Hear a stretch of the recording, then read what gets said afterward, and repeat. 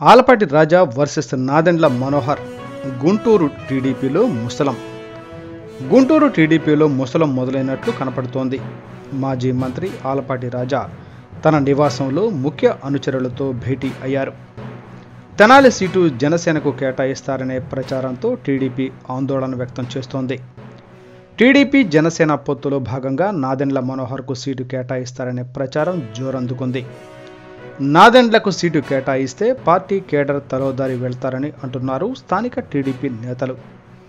దీంతో ఆలపాటి సమావేశానికి ప్రాధాన్యత ఏర్పడింది. అయితే అధిష్టానం చెప్పే వరకు వేచి చూడాలంటున్నారు ఆలపాటి రాజా. వారం రోజుల నుంచి టీడీపీ నేతలు, కార్యకర్తలు, అనుచరులు మాజీ మంత్రి ఆలపాటి రాజాతో భేటీ అవుతున్నారు. పొత్తులో భాగంగా తెనాలి సీటును జనసేనకు కేటాయిస్తారనే ప్రచారం జోరుగా నడుస్తోంది.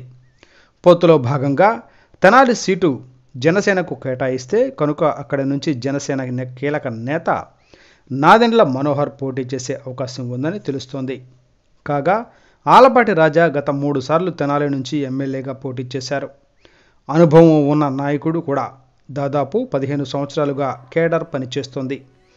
ఆలపాటికి టికెట్ ఇవ్వకపోతే మాత్రం తలోదారి వెళ్తామని కేడర్ చెబుతోంది. దీనిపై సమాలోచనలు జరుగుతున్నాయి. తాజాగా ఆలపాటి రాజా నివాసంలో భేటీ జరిగింది. తెనాలి నియోజకవర్గంలో మళ్లీ టీడీపీనే పోటీ చేయాలని, ఆలపాటి రాజాకి ఖచ్చితంగా టికెట్ ఇవ్వాలని కేడర్ కోరుతోంది. అలా కాదని పొత్తులో భాగంగా జనసేనకు టికెట్ ఇస్తే నాదెండ్ల మనోహర్ పోటీ చేస్తే ఆయనకు మేము సహకరించేది లేదని స్థానిక నాయకులు తేల్చి చెబుతున్నారు. పొత్తులో భాగంగా తెనాలి టికెట్టు జనసేనకు కేటాయిస్తారనే ప్రచారంతో స్థానిక టీడీపీ నాయకులు, కార్యకర్తలు ఒకంత ఆందోళన చెందుతున్నారు.